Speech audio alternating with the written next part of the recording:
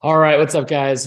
Chris Marler here from Saturday Down South. I'm joined by a good buddy of mine on an opposite coast, and a much better coast and time zone.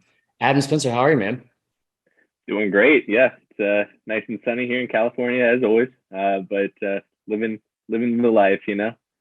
Proud of you. Yeah, I mean, what we lack in, like, I don't know, fresh air and beaches, we have in humidity in the South. It's still pretty great. So, Oh, I you've had remember. a I remember. you've had a very busy off season, making lists for one, Second and twice. arguing. I would say defending, maybe. I don't want to say arguing. That sounds way more combative. Defending your position, and a lot of these have taken off, but there's one in particular that I wanted to get into because it seems to be like the most talked about, the most criticized. You're never going to please everybody, right? But the ranking the quarterbacks in the SEC, you specifically did this in a way that I thought was perfect, and we're going to get into it here in a second, and go through your list and kind of explain who you had where. I'm not even going to give you any pushback because we agree on who number one is. Stetson Bennett, in my opinion, should be a little bit higher. We'll get to that another day. Are you ready to start the list? Let's do it. Okay, this is my favorite part of the list. This is why I wanted to do this video. 14 through 11, you don't have a person, just a single line item on any of like the next to any of the numbers. It's a two-party system in every single one of these. It's Mike Wright and Ken Seals at 14 for Vanderbilt. No one's gonna argue that. Brady Cook and Tyler Macon from Mizzou. Pretty surprising on that one. Zach Calzada and TJ Finley, just the hand-me-downs nobody wanted at Auburn.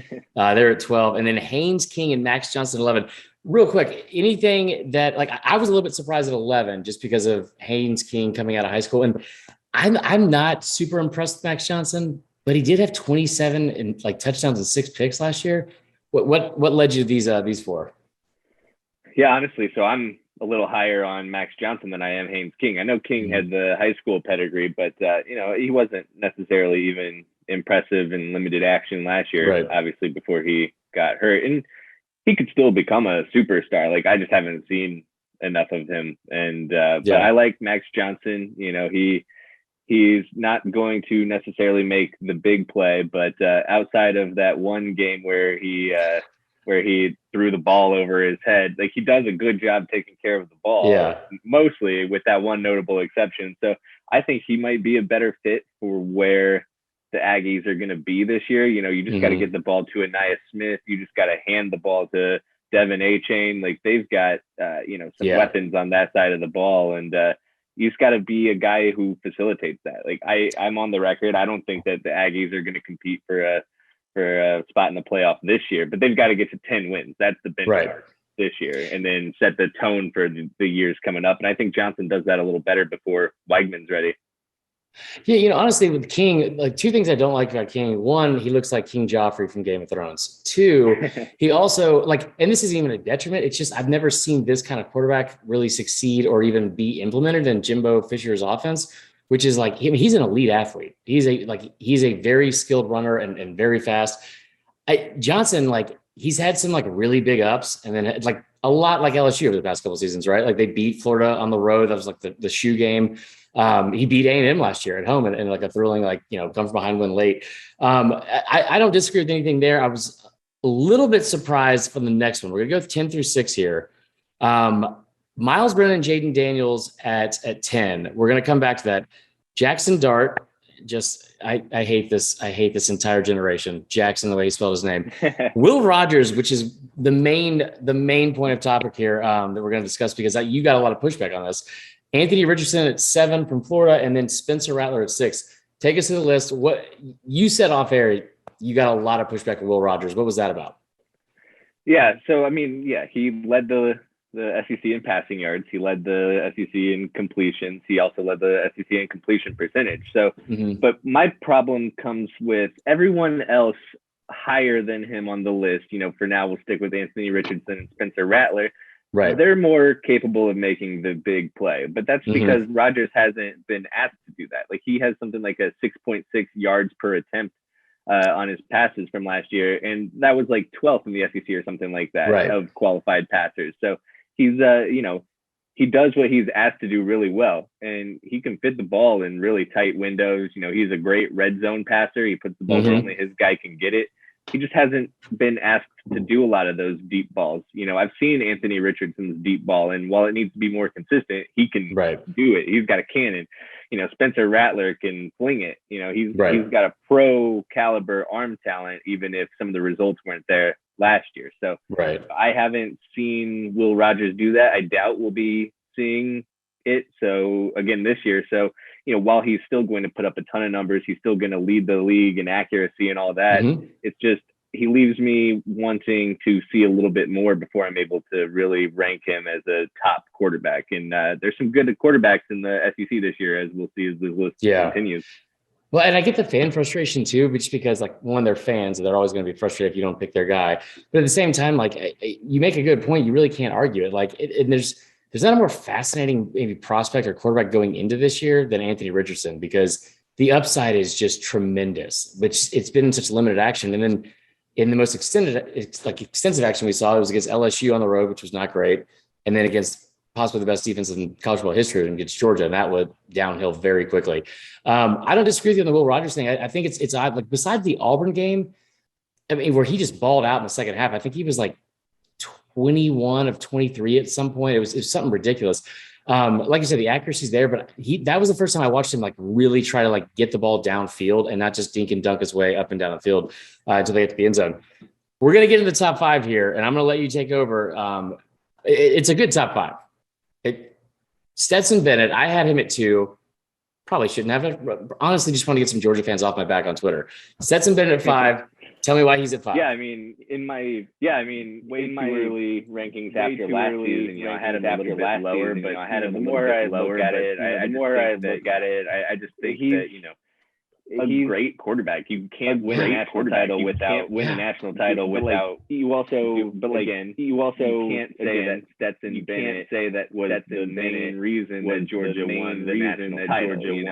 Joe Burrow, you know, Joe Burrow was the main reason that LSU won the national title. That defense on Georgia, that's not taking away anything. That's not taking away anything from last year. That Georgia defense last year was so when you only have to score 11 points to win. Like to win, other than the SEC championship game, obviously, but you know, when your defense allows, per game or whatever it was, you don't need to be as dynamic as some of these other guys on the list to have more responsibilities. I think Bennett has talent to be able to take another step this year, because he is going to have to get to the ball more. He's going to have to get the ball to get into tight ends. He's going to have to get into Pierce Jackson, and some of these other guys. Right there, I think has room for improvement. But he's also definitely capable of it. He'll be playing maybe a little faster now that he has that title. Now that he has that title. I will say the one thing. I will say the one thing. Stetson Bennett was brought up like Stetson Bennett was the national title overall. Won the national title. When you really look at it, like that last 10 minutes. When you really look at it, I thought it was one of the coolest things. Even though I thought it was one of the coolest things. Even though watching that kid, who everyone watching that kid, in everyone in the fourth quarter of that game, in the fourth quarter of the still doubting him the year, still doubting him. I mean, we should bring in JT Daniels. It is the finale of finales. It is the finale of finales. They could have ran the ball, whatever. Because he was not playing that whatever. Because he was not playing that. 10 minutes left, he comes in, and 10 minutes left, he comes in, and quadruples down on and Stetson goes 4 for 4, and Stetson goes 4 for 4. I thought that was awesome. Scores a go. But I think you're also right. He's very overlooked because of the fact that very overlooked because of the fact that he looks like Screech. Well, he looks Powers, Screech, DUI lawyer. Powers, and also DUI lawyer. I mean, he had 30 total touchdowns. 30 total touchdowns on 20 attempts a game. On just 20 attempts a game. It was just. I wonder how it's going to look this year. But I wonder how it's going to look this year. I think you're spot on. Number 4. Man who eats bananas.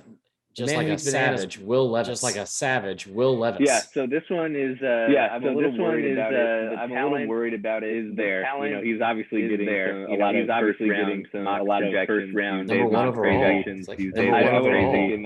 I wouldn't pick him at number 1 overall, but I do think he has a chance to grow into first round quarterback. But I want quarterback. He plays a little bit like he plays a little bit like Favre, like a Brett Favre, like a little gunslinger, like a little gunslinger. take some chances he shouldn't. So he takes some chances Wandale Robinson and Wandale Robinson a lot of that to clean up a lot of that. 10-yard plays, some 10-yard plays last year, 60-yard. And then there's the drama around Chris Rodriguez. He could be facing suspension. They lost a couple of from last year's really good offensive line. Really good offensive line. He has the talent. So he has the talent, but this is going to be he could prove it year. He could rise into like the top. He could rise into like the top. Fall into like or he could fall into like there's a lot of room. Like there's a lot of depending on how some stuff develops around him. He's going to have to really take a leadership role. He's going to have to really take a leadership role. Go-to receivers going. Go-to receivers. They had that Javon Baker. They had that Javon Baker. And he ended up at UCF. And he ended up at UCF. So at the last second, who knows who the go-to guys are going to be? But the go-to guys are going to be. But better know. And Will Levis better know. Hit him early and often. Hit him early and often. And he won't be at number 4 all year long. He won't be at number 4 all year long. I honestly his upside. Honestly, like I wonder his upside is like I wonder his ceiling and his floor. The difference in the ceiling and his floor. If you watch him just throw, right? If you watch him just throw, whatever, like in shells, tremendous release. It's unbelievable. Tremendous release. It's unbelievable. Combine. You went to the combine. You had to watch the season. Like you had to watch the seasons. You hadn't heard him next to Bryce Young. You sit him next to Bryce Young. Like a much more. Will Levis is going to be like a much more physical specimen and athlete. Physical specimen and athlete in that. I wonder what it looks like if he. Especially I wonder what it looks like. Especially generational upside. That's a really good point. Generational upside. That's a really good point. Number 3 and number 2. I feel like number 3 and number 2. I feel like is the best offseason argument in tears or blood, in tears or blood, or Twitter. KJ Jefferson's at 3. KJ Jefferson. I think that's a perfect fit. Explain why he's at 3 ahead of Will Levis. Explain why he's at 3 ahead of Will Levis. Stetson. And ahead of Stetson. Yeah. So I mean, he's there. He's there. He's got that dual threat thing. Will Levis got that dual threat. Is a good red zone runner. He's a good red zone runner. That's lower than shoulder. Underrated runner. Stetson Bennett's an underrated runner. Is the runner in the SEC. He led in the SEC. He led. He was second. He led among all second quarterbacks behind Emory Jones last year. Emory Jones last year. Expecting to improve on that and to lead the way this year, especially lead the way this year. The one knock on with his game is not with his game. Traylon Burke. He's losing a massive guy with big hands. Massive guy with big hands. Catch radius is his catch radius is it's the whole state zip code. Yeah, the whole state zip code. Yeah, so he can. He's going to have to. He's going to have to Jadon Hazelwood into the mix. There's still talent there. There's still talent there. I just think he's going to have to do more with his legs. He's going to have to do more with his legs and capable of doing that. His arm talent is there, but his arm talent is there. But he's 3. The reason that he's 3 jump ahead here. The reason that Hendon Hooker is number 2. The reason that Hendon Hooker is number 2. Hendon Hooker has his top receiver. Yeah, and I think it's a really good point. And I think it's a really good point. Hendon Hooker was like, I don't know how he continued to go under the radar all throughout last season. And what he did was you can't wait to see what's going to look like over a full season. You can't wait to see what's going to look like over a full season. For whatever reason, Joe Milton was the starter. For whatever reason, Joe Milton was the starter season for Tennessee. That's going to go back when we look back at the 2022 season. It's going to be like, why wasn't that guy the starter? Why wasn't that guy the starter in Tennessee 21? Tennessee 21. No, I completely agree with that. The KJ Jefferson thing, I have a lukewarm take. Hot take, but I think he's really good. He's really talented. I think he's really good. He's really talented. Obviously, one of the top 5 quarterbacks in the SEC. I wonder if a lot of the hype around him, you look at the hype around him, you look at the end of the year and differences and obviously touchdowns and turnovers. Differences and obviously touchdowns and turnovers. 21 and 4. Fantastic. It was like 21 and 4. I think he had obviously like 6 rushing touchdowns. I think he had obviously like 6 rushing touchdowns. But I feel like he got a lot. But I feel like his whole season and all of his season and all his projections based off the Bama games and the Ole Miss. There were a lot of games against good competition. There were a lot of games against Texas competition. Like you look at Texas, you look at like Texas A&M. He was 7 of 15 against A&M for like 100 or 200 yards for like 200 yards and Traylon Burks had 180 of that. I know we talk about how great Georgia is, but I know we talk about how great Georgia is, but I have a hard time overlooking the fact that he went 3 of 8. I think it was like 15 yards or something. I think it was like 15 yards or something crazy like that. Without further ado, get into the Hendon Hooker. Without further ado, get into the everyone's been singing this kid's praises. Everyone's been singing this kid's praises. I can't wait to hear it. Yeah, I mean, when you look at when you think about season, you think about the overthrows, about a lot of times, and you think, wow, a lot of times, and you think, wow, cannon, but like that guy had a that accurate, and the answer was that accurate, and the answer like he was he had like the second, he was highest, he had like the second completion percentage among returning quarterbacks, top 3 in almost everything. So top 3 in almost everything. The touchdown to interception ratio, touchdown to interception ratio, and then he also adds. And then he also adds, like I think he had like 600 some yards rushing, 600 some yards rushing, touchdowns on the ground. So that touchdowns on the ground, he can do it all. And he can do it all. It was so crazy that he didn't like. It was so crazy that he didn't get full time and starting until like potential or like so. That was a real missed opportunity. That was a real missed opportunity that kept 3,000 yard mark. He came up 3,000 yard mark. He came up just short. So I just really love what he can do. I just really love what he can do. People say, well, he's a system quarterback. Okay, but he runs that system really well. But he runs that system really well. Unlike Mike Leach's air raid, we actually get to see Hendon Hooker air it out to Cedric Hooker, air it out to Cedric Hooker, hitting Javonte Payton on a lot of deep balls last year.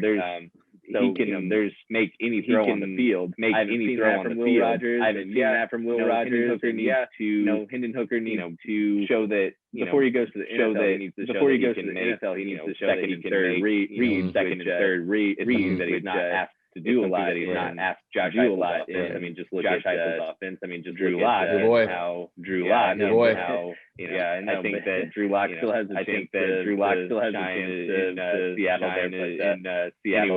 But I digress. Anyway, I knew we were gonna get Drew Lock reference. I knew we were gonna get a Drew Lock reference at some point. Oh, absolutely. Hooker has that offense. Hooker has that offense down pat. And I think if he keeps those interception totals low, he could have another huge season and work his way into the round one. Huge season and work his way into the round one. I was shocked actually. He wasn't mentioned.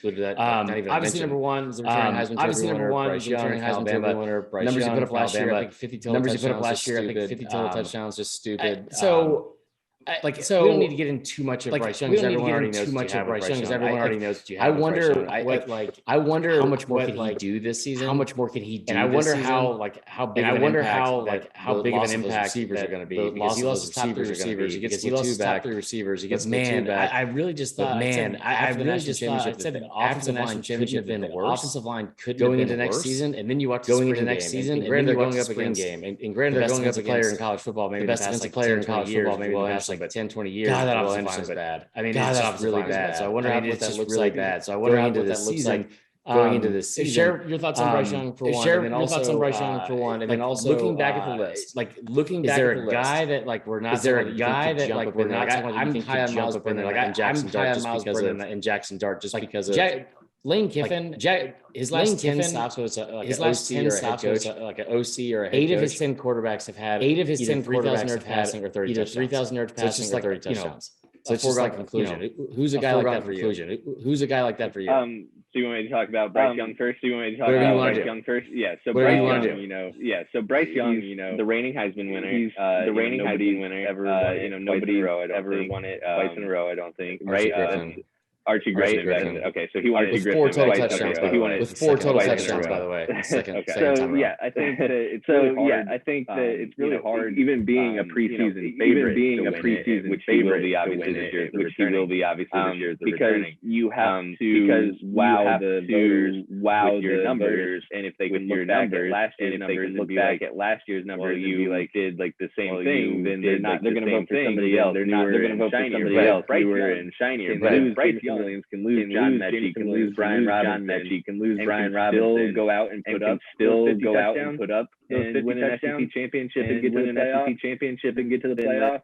He should be a shoo-in for the Heisman. He would have to, deal with some of their same offensive line. Jahmyr Gibbs up to speed, and I think Jahmyr Gibbs is going to be great. And I think Jahmyr Gibbs is going to be great as a guy out of the backfield too. Two is a great red zone target. But the big thing is going to be he has to get Jermaine Burton, Tyler Harrell up to speed, and Tyler Harrell that puts up speed. And if he does that, puts similar numbers. Forget about those two. He should be the number one. Forget about. He should be the number one pick. forget about CJ Stroud over there at CJ Stroud over there at Ohio State. Forget about Will Levis, but forget about Will Levis. I think he has. I think he puts up similar numbers. He puts up similar numbers. Realistically, like a very great season for him. And I'm ecstatic you brought that up. I have a whole other video that we're going to have. I have a whole other video that is based off of days. That is based off every Heisman winner since Archie Griffin. Every Heisman winner since Archie Griffin. If they came back, there's like 8 or 9 of them. They came back. There's like 8 or 9 of them. And the drop off in votes, the drop off in votes, it's staggering to even look at. Even with Tebow, right? Like look at even with everyone seems to love. It's incredible. Everyone seems to love. It's incredible. The Jameson Winston. Anyway. And so the guy that I think to rise is actually Spencer Rattler. People gave up on him too quickly. I think Lincoln Riley played it quickly. I think Lincoln Riley played it right. In Oklahoma, when you have a guy like Caleb Williams, sitting on the bench, you got like if anybody else is sitting on that bench, a guy like Tagovailoa, who hurt, came in for other than a guy like Caleb Williams. Than a guy like who is now coming season front runner. Spencer gets a chance to work through his issues, and he probably his issues. The year just as strong as he did. The year just as strong as he did, and he went into 2021 with Heisman number one overall pick. I think he still has that potential. South Carolina put enough weapons around him. I don't know. From his confidence shot from the ending at Oklahoma, Oklahoma, which I think he's been a little dramatic about a future superstar. But I think he has the potential. I think he has top 3 quarterback. Be a top 3 quarterback according to plan this year. According to plan. No, I think it's a good point too. I'd say with the one thing that I didn't realize about you hear also the recruits, and I was not a fan of his last year. I was not a fan of his last year. I feel like he's like really learning how to be humble. Around a guy like Shane Beamer, being around a guy like Shane Beamer is like perfect for him. You just can't. I don't feel like.